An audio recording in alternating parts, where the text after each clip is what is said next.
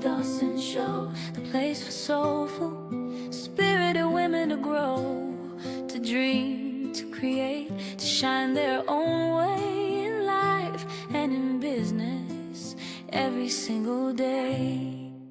Friends, welcome back to the podcast. Today, I am joined by one of my absolute favorite people on the planet and the person that my children call second mother. And so every time I hear from Mandy, I'll say, "Children, gather around. We've heard from second mother." And they say, "Mother." And we all just sit around talking about how much we love you. And so that is how I feel like everyone feels about Mandy.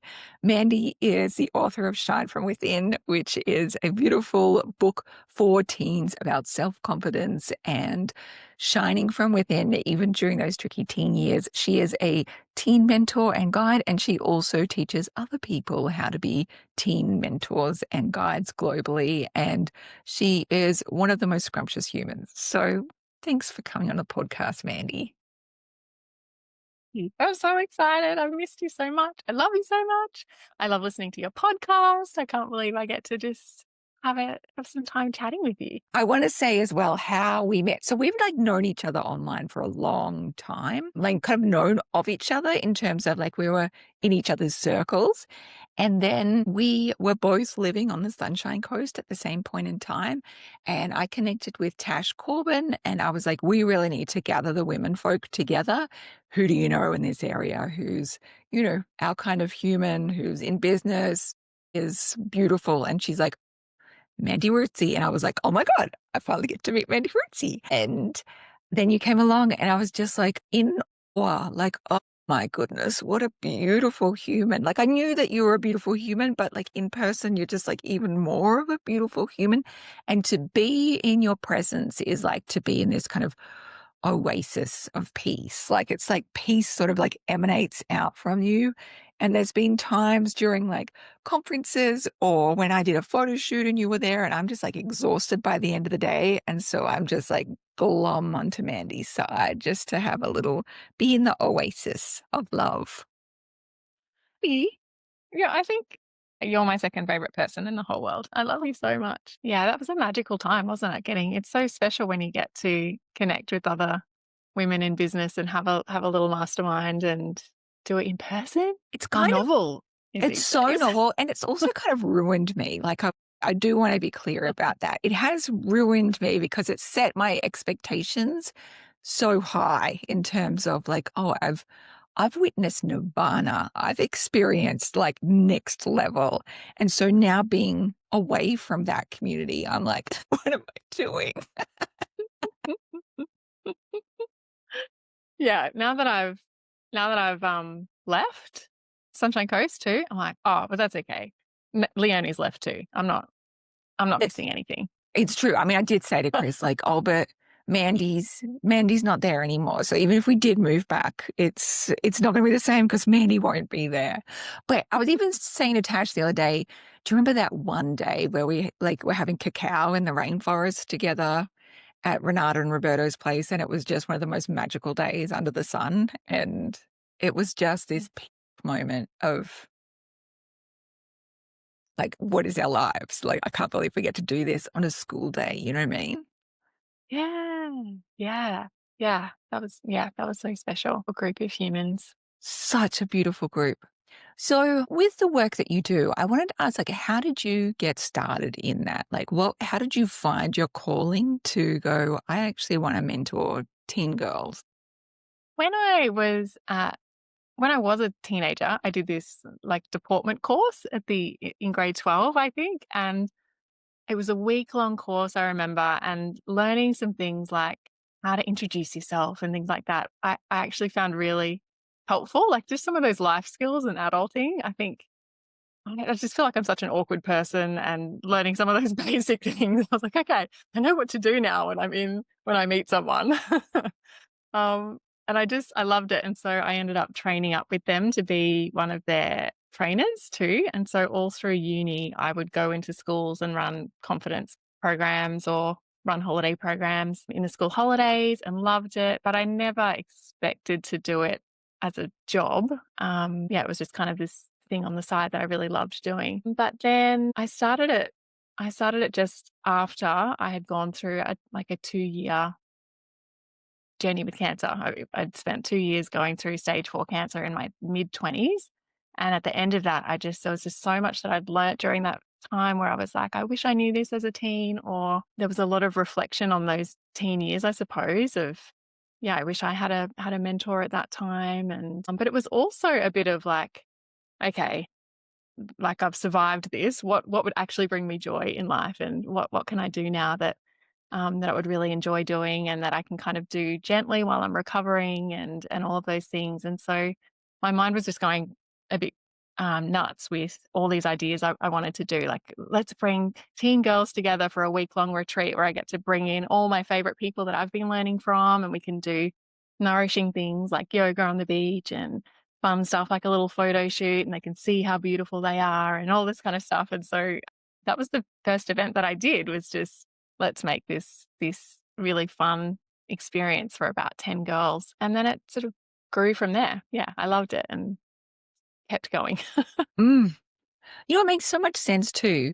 You going through your cancer journey and like stage 4 cancer journey, like the freaking big one, and that absolute clarity that came to your life where you were like, actually, like, I don't have a guarantee of how much time I have left.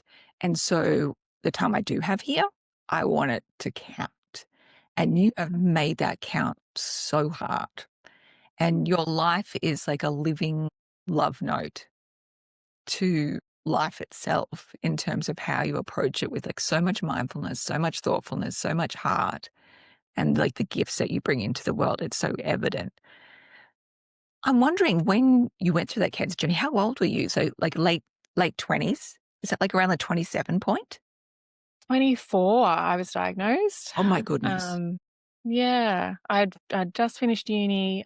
I decided I wanted to just go and have a bit of a gap year kind of thing, and I went to Europe and was modeling in Italy and Germany. I had these agents there. It was like every day in Florence. When I was living in Florence for a period, I would walk across the Ponte Vecchio and get a croissant and go to Salvatore Ferragamo for a show. Like, it was this ridiculous life. But one day I found this lump on my neck, and yeah, I was due to come back, so I had it checked, and it was um, yeah, it was quite the shock, because I felt fine, I was just a bit tired and had this little lump on my neck. But yeah, it was a lot to kind of process. And then I was with Davey at the time, and he just dropped everything and took care of me, and we just did a lot of research and tried to do it naturally, and also did all the chemo and the radiation stuff. And it was just, yeah, pretty intense couple of years.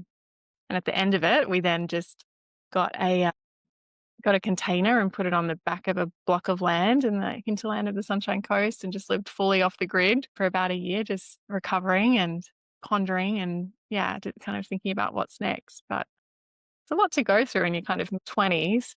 And I'm so grateful for it, because yeah, you kind of realize what's more important, I suppose. Or, yeah. Mm. Yeah. But I was 24 and probably 27 at the end of it all, by the time I'd finished chemo and radiation and all that fun stuff. I'm interested because there's this whole, the philosophy, the astrological philosophy of Saturn return, which is around the 27 point where the Saturn returns to its spot where it was when you were first born. And with it comes this opportunity to examine your life and decide what you want to take forward, what new life you want to birth forward. And if there's like a whole bunch of baggage or stories that you're no longer willing to hold on to as well. And like I had a intense Saturn return, and yours, it sounds like triple fold going through that journey. And I think it has served you so profoundly and so well. And it also happens when you're another 27 years later, like when you're kind of mid-50s, early to mid-50s, it happens again. And so you have that opportunity. My husband's going through it at the moment. And I was like, oh, I think this might be second Saturn return, my love. Ooh. Have I, fun. I know. I know. And like, it's I get what you mean about like what a gift, because like as you know, my brother died when I was 14, and I consider it as one of the biggest blessings of my life to have that brush with profound mortality and grief, and the way that it makes you see things as infinitely more precious. And also, you might as well just have so much fucking fun while you're here. All right. Yeah. Yeah, it's like the most amount Yeah. of fun. It's like illusion of stability and all these things. It's just nonsense. So yeah, let's have a bit of fun. It's a bit of fun. I love the deployment course too. Like I like as an autistic kid, I would have really liked being told how to adult. And even now I find books. There was one book called like How to Be an Adult, and it was kind of like this cartoon book, obviously designed for young adults. And I read the shit out of that book. I was like, could have really benefited me 20 something years ago. So it's good to get explicit instruction around these things. Right. I want to make it very clear as well. Like, I do not think, like, when I think of you, I do not think awkward. Like, because you said I'm an awkward person. I was like, that is the last thing on earth that I think of you as. Like, I just see you as somebody who is full of so much grace instead. Huh. Because I learned it. I did table etiquette in this bloody course. It's all a lie, Leonie. It's all a mask. It's a mask over the top of the awkward. Look, even if you all are awkward, you know I love that. You know I love that, but I still haven't experienced you. So you can unmask and get as awkward as you friggin' like around me anytime you like. Yeah. Get weirder, babes. You need to get so much weirder. Oh, that I feel like that's the next era. It's just how weird can you be? Yeah. Weird Mandy. Yeah. Weird Mandy era. Why I love not? that. Oh, I can't wait. So with your work with teenagers, what do you feel like is like the big things that you need to tell them? Like with the work that you do consistently over many years, what do you feel like are the big things that come up for them? And what is like the number one thing that you want to impart upon them? it always just comes back to you're okay just the way you are. You're perfect the way you are, but if perfect feels too intense or like something else you have to live up to, you're okay just the way you are. I think a lot of the time people can come into this work with an idea of what they want to teach, what wisdom they want to impart on young people, or what advice they can give them. But honestly, if you can just hold a space for them to feel heard and to have a non-judgmental space where they can kind of express different opinions and try things out and not feel like they have to be locked into that either. Just a space that feels safe enough for them to have a play and to try different identities on and everything. That's way more beneficial. That whenever I've asked teens what they most want from adults, it's usually, I just love it when someone really listens to me, because they've got a lot of adults in their life teaching them and in really specific roles. And so if you can be that person to just listen and not try to fix things, that's always the best thing. And I've been on this research kick lately.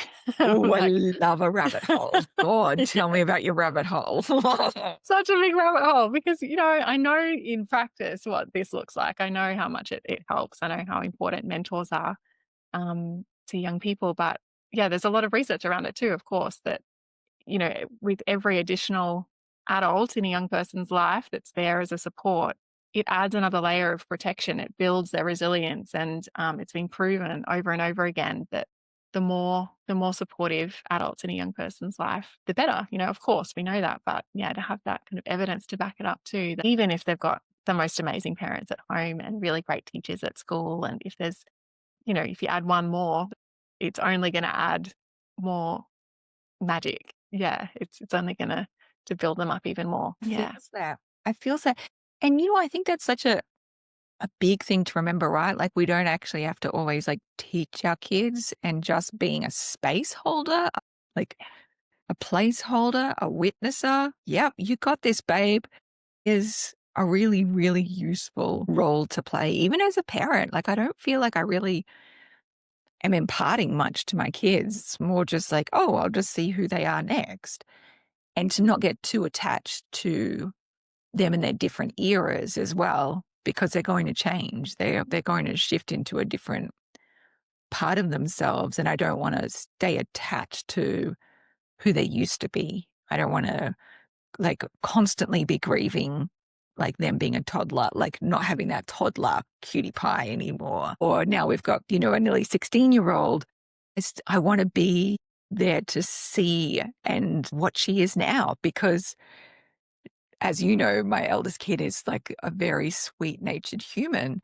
And she's starting to experience like a little bit more fire. And I think, well, this is good because you need a little bit of fire to get through life as well. Like that's going to serve her super well. Like if she's been the nice and sensitive one her whole life, and it'll be beautiful for her to have like a bit of spark and a bit of fire and an ability to tell someone to fuck off if she needs to tell someone to fuck off. Yes. Encourage that. Fuck off. Oh, that's so special. They're so lucky to have you as their mama. They're so lucky to have you as their second mummy. I want to tell everyone as well. So the first time my kids met Mandy is we went to a games night with a bunch of some of our other friends, and my kids were the only ones there. They'd kind of been like, "No, I'm coming to this," and I was like, "All right, sounds good." And I'm a very competitive board game player, as are the other people that were there. Mandy is not competitive, and so what would happen is you're not I don't competitive. know about that. Oh, okay, well, you're not competitive. You weren't competitive in this environment. We were playing Catan, which is famously like long and, exhaustive. And at one point, my youngest daughter just sort of turns to you and says, "Oh, can I have that card of yours, Mandy?" And you said, "Yeah, of course, darling." And you just gave her like your freaking land and resources and shit. And they were like, "Wow, Mandy will just like give me things." And then, they'd ask me, I'd be like, "I don't win. I don't win."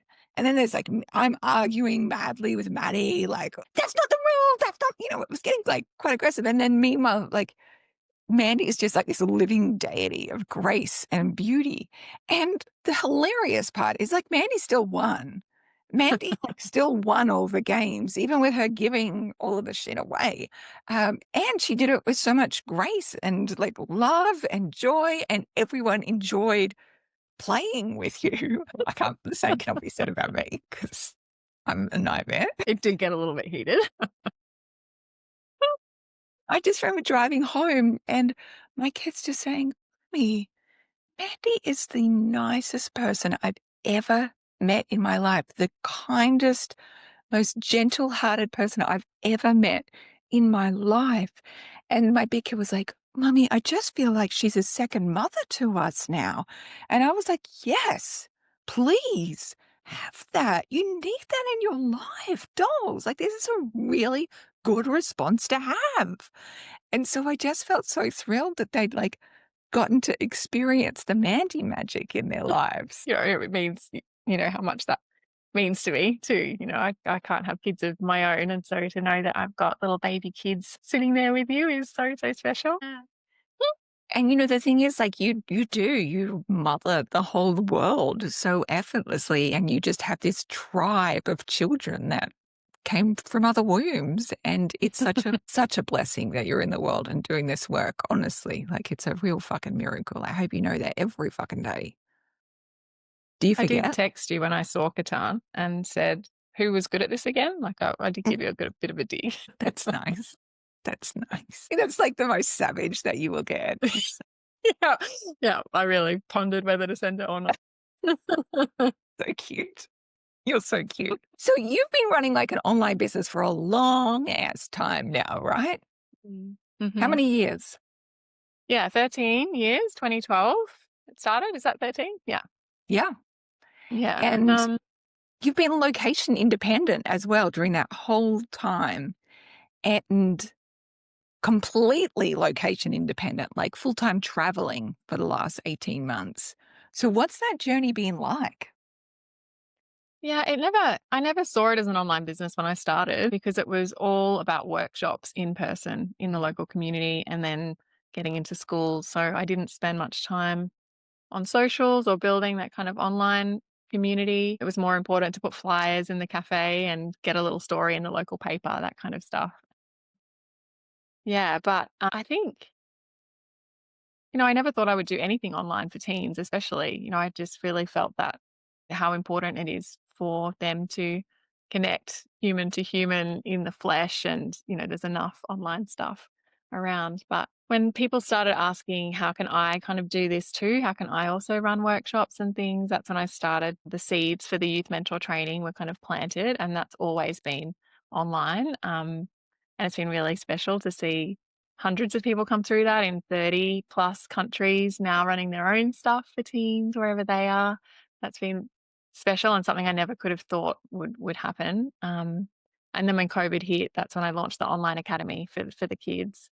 And yeah, I've loved that so much. And it has given this whole nother level of freedom where I just can do absolutely everything online now. And I think it's probably taken 18 months to navigate that and see if we could do it. There was definitely a part of me that just felt like, um, I don't know if my business can survive while I also travel. I was really worried about that. I don't know why, because it's no different. You work the same as you do at home wherever you are. Yeah, but it there was something in me, I suppose. It felt like I'm not allowed to do this, maybe. You can't be traveling, you can't be mixing it up, changing place to place and make money online. Like, almost a bit like, how dare you, maybe. It's Im probably about the time I started listening to your podcast more and like listening to that meditation you did recently on the podcast and things like that of like, it's okay. There's you can dream up whatever you like. It's yeah, you can, like, how special to be able to create something out of nothing and make money as you move around the world and still find ways to, yeah, do your thing. mm. We're very lucky. Yeah. And privileged, obviously. And it's also like when people are always, I've moved around a lot, you know that. I've lived all over Australia. And people are like, oh my God, how have you managed that? I'm like, it doesn't matter as long as we've got like good internet speed. Before we move somewhere, my husband like checks the internet speeds there. And we're like, can we do that there? Yes, we can. Let's go. Let's We're doing go. it. And it makes sense too, as well, to feel anxious. Like, if I'm doing traveling full time, how do I manage to weave in a business into that? So, in terms of your daily ritual, have you kind of like found a daily ritual that works for you now?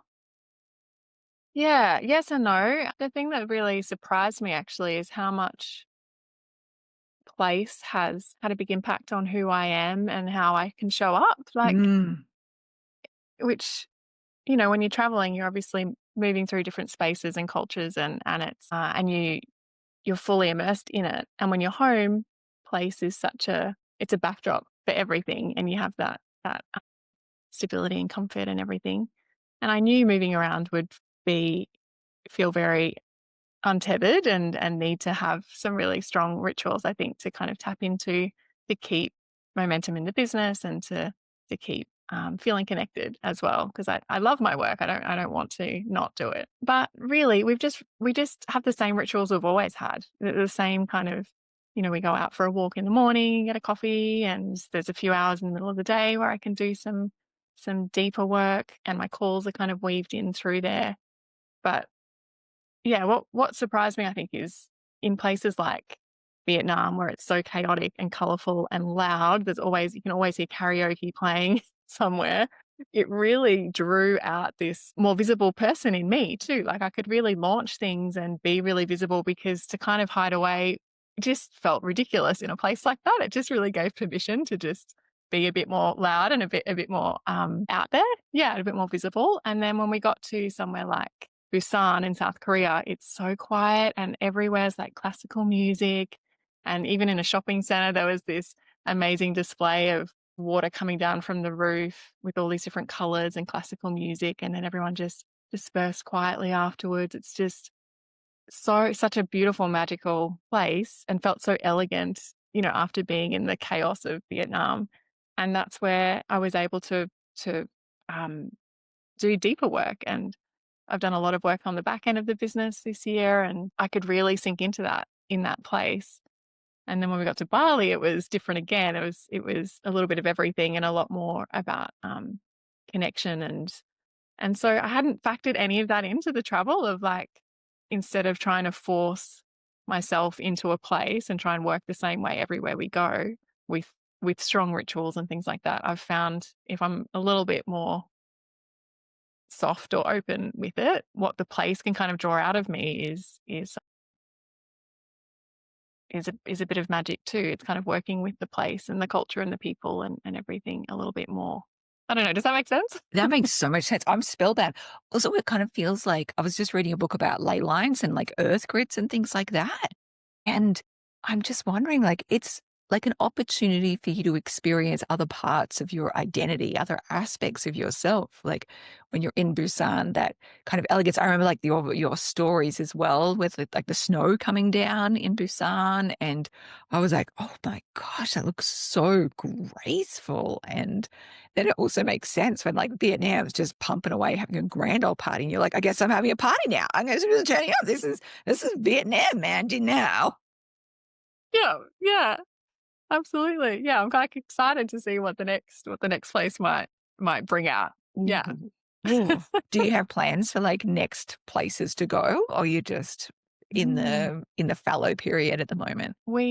Uh, we're just dog sitting for my mum in Brizzy at the moment for a few weeks, but then we're going to do Thailand, Hong Kong, and then Portugal, and kind of spend next year exploring Europe, I think. So that feels different again. Yeah, we haven't made it that far yet. Holy shit! I cannot wait to see European Mandy, like French Mandy, Mm. Portuguese Mandy. This is gonna be amazing. This is gonna be so good. And it feels like it just like adds in like more elements to your whole energy, your whole identity, everything. Like it's gorgeous. I can see the elements around you.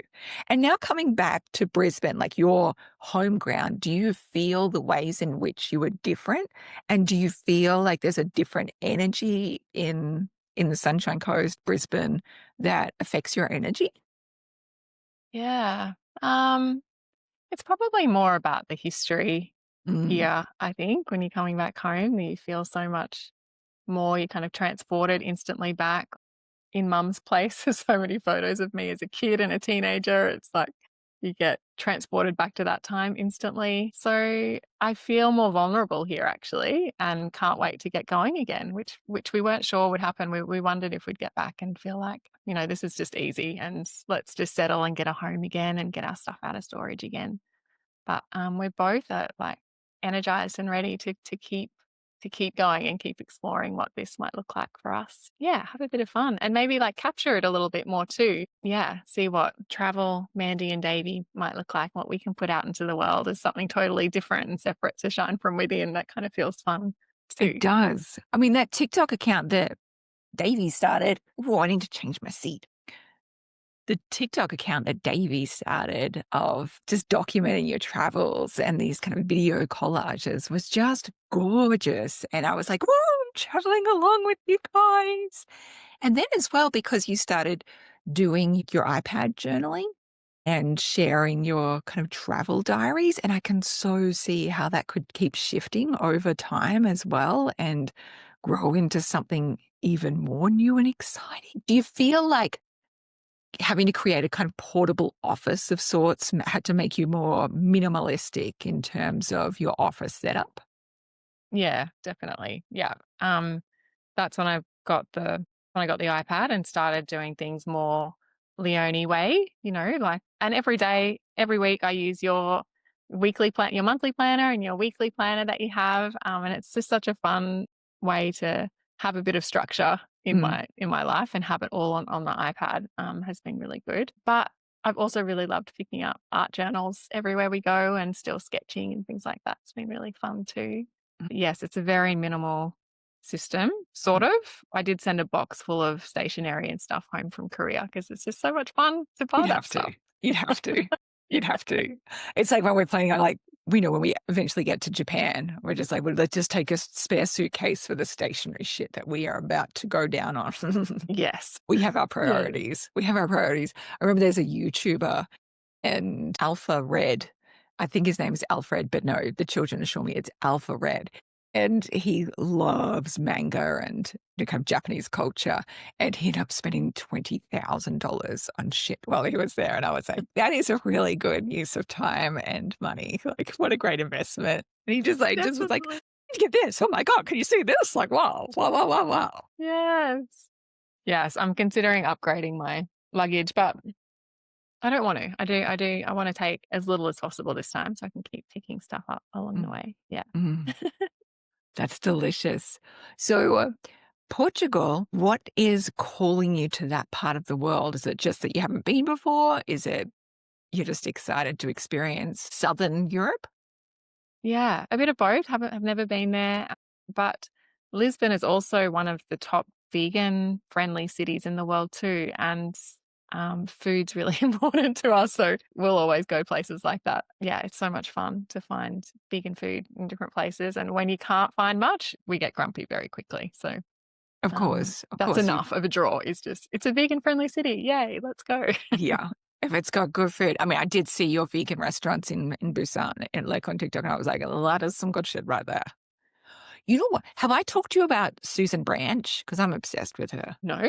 Okay. So you're gonna have to get a book. But Susan Branch is, I think she's in her late 70s, and she has written a few memoirs, but what I would recommend buying is the third one, which is about her going over to England. And it's like a travel diary, but she handwrites and illustrates the whole thing. And then she like puts in pictures, like photos that she's taken as well. And she goes to like Beatrix Potter's house and just goes on this beautiful journey. It's such a beautiful book. It's one of my favorite books in the world, and it's so handcrafted and so scrumptious. And I feel like I just want more of that in the world. I want more those kinds of books in the world of people going places and writing these journals and then having them published, and I'm all over it. So if I can have the Mandy version of that, like, can I just put my order in now for that? I would love that. Yay. Oh, I'm so inspired. Yes, that's what I want to do. I want to do that. Yeah. And I've really loved exploring more of the gentle business side of things too, and running like the Gentle Business Collective this year was really fun. Yeah, I think more of that, like sketching and traveling and slow moving and gentle business stuff all feels really nice and scrumptious too. Mm, But mm, also still all of Shine From Within because I love it. all of the things. So Yeah, all of the things. in terms of the setup of like your gentle business collective, how does that look? How do you run that? I love knowing the insides of everyone's businesses. Yeah. It's a 3-month mini mastermind. Yeah, with a few people. We ran it like in cycles of the moon. It went with the moon cycles. So there was that natural kind of rest and um progress embedded in there.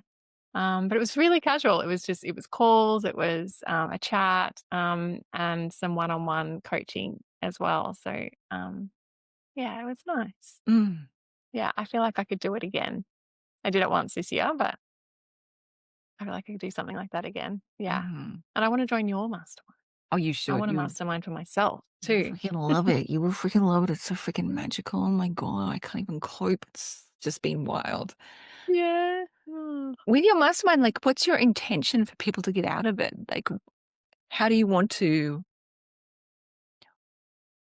what energy do you want them to tap into while they're in it? Someone that was in it this year, she lives in Las Vegas. So she's got pretty intense energy around her. And she goes, it's like you're a therapist for my business. And I'd never thought of it that way before. And I'm not a therapist, but yeah, that space for the validation and the community and comfort and all of those things. And to know that it's a it's a group of people who have that same intention, that we want absolute success and impact and all of those things, of course, but that it can also nourish you and it can also give you what you need and that that importance of taking care of ourselves while we're doing it. Yeah, but we had people at all different stages too. I think it's coming to that point where you're like, what do I want next? How can I make this happen in a way that feels really, really good for me, and have that support around me for this, intense kind of period. It's like you're really helping people feel like I can create something sustainable here, a business that doesn't wipe me out, that doesn't s- feel like the ultimate sacrifice. I hear so much like nonsense around business, like, business is 24/7 hustle, it's working 80 hours a week, so you don't have to work 40 hours a week for somebody else. And I just think, what in the world? I don't want that business. I'm not signed up for that. That's not the kind of business I want. I want it to feel gentle and luxurious, and it feels nourishing and just delicious, and like the best fun we can have with our lives. And I feel like you are such a beautiful proponent and living example of that. And I love that you are continuing to share that work and that space with people, for people to go like, I actually belong here, and there is a way for me to do this that doesn't require me to cut off two arms. Yeah, and not everyone has. I think I take our friends and stuff for granted a lot of the time, that not everyone has people around them that have been doing it for a long time, that are finding their own ways of doing things, that are working 10 hours a week and making fucking millions of dollars, Leonie, and having such an impact. So many people don't have that. Hey, that's why. Yeah, and then we So can just do it our own ways. We don't have to mm, do it like everybody else. What's the point of doing it like them? Ugh. yeah. Hey, are you coming to retreat, friends retreat, business friends retreat in like May or whenever we're finally locking dates for it? Yes, I was going to ask you. I want at least a month so that I can make sure Yeah, that I can get there. yeah. Yeah. All right, Yeah. nice. Nice. Oh Yes, my God, definitely. I I'm really so wanna pumped. be there. You're Yeah, gonna be and my brother, he just, last year I was like, this travel's been really amazing, but what would make it even better is if we could just do business class everywhere. That would be like the only way that this could get any better than what it yes. is. And in my mind, I thought, okay, well, that means you need to earn quite a bit more, and that's fun. Let's just plant that little seed. Let's just put it out Mhm. there. And then my brother went and got a job with Cathay Pacific. He's just moved to Hong Kong, and he's put me and Davey on his like family discount thing. So now it's like $300 for me to go business class from Brisbane to Portugal or something Get outrageous. So I'm coming out. back for it. Oh my God, your brother is, thank you so much for your sacrifice to humanity, brother. You are the greatest Yes. egg on the planet. What a treat. Chris was Like just I've been reading, grooming him to do this. right? You just, this You is should what you definitely should get that really job. do. A great idea. Let me support and nurture you in that direction.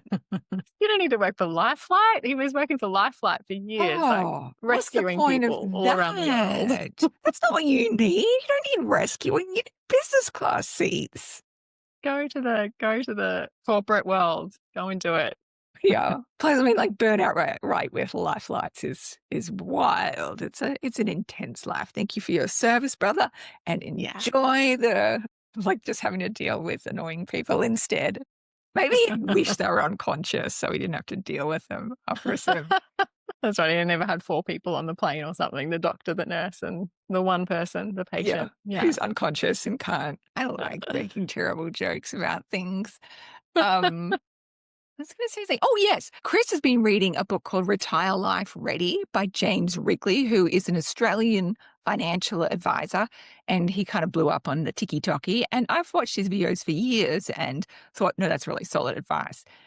So he bought his latest book that's just come out. And one of the things that it mentioned was that when you are, like, especially once you're retired and looking at traveling, James Wrigley always recommends that you go business class and that you need to factor into that for especially once you're like retired. And I'm just like, let's not even think about when we're retired. It's just like our set standard now. Like it is our set Yes. standard now. It's yeah, it's needed. It's worth it. It's yeah, but I still was like, I couldn't justify Yeah, it. you can now. Thanks, brother. Now I can. Like, Yeah, you yes, yes, can. please. I will be on standby, but only for business class. Yes. Yes. Oh my goodness. Oh, my love. Thank you so much for spending your time with me today. Where should people hang out with you if they're like, I need more Mandy in my life. Go to amandarootsey.com.au, I think, and that links off to Shine From Within. Instagram, I spend a bit of time on Instagram commenting on your nonsense. Not nonsense, your Yeah, it magic. is no nonsense. It is absolutely nonsense.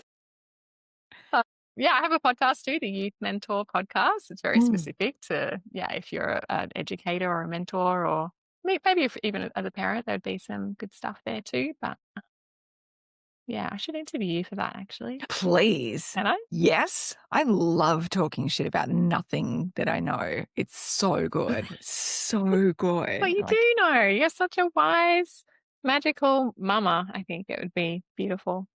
Thank you. Now, if anyone else has got like an astrophysics podcast out there that you want to invite me on, absolutely. I will come on and I will give my forthright opinion, because if there's one thing that I have, it's a lot of opinions about things I probably shouldn't. It's the Scorpio way. It's the Scorpio way. So they should buy your book, Shine From Within. They should subscribe to your podcast. Do you have a mailing list? People should be getting a mailing list. Yeah, definitely. Yeah, there's one on Shine From Within. You can get a bunch of free resources. Yeah, all Amazing. sorts of stuff there. Amazing. I did start a Substack actually called Untethered. Shut up. Mhm. Shut up. I was Yeah. going to ask if you were going to do that. Untethered. Yeah, Sign we me the fuck did up, like lady. that. And we are going to do some kind of a YouTubey, TikToky thing, just sharing our travel adventures at some point. Yeah. Magic. Yeah. Freaking magic. Sun Thai Life, I think Davey set it up as. Ooh. Yeah. Oh, I love that. I love that. I love you so much. And thank you for joining me on today's call, my queen. Thanks for having me.